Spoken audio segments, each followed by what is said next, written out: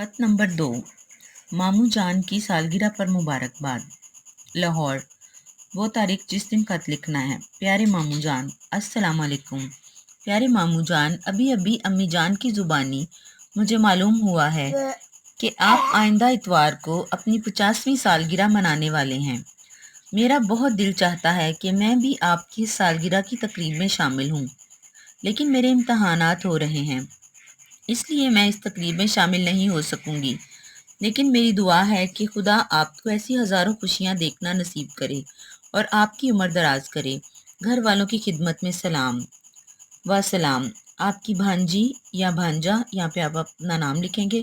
प्यारे बच्चों, आपका उर्दू बी का तमाम सलेबस ख़त्म हो गया, उर्दू ए का भी तमाम सलेबस फर्स्ट टर्म का ख़त्म हो गया है। आप अब अपने एग्ज़ाम्स की तैयारी करें। शुक्रिया।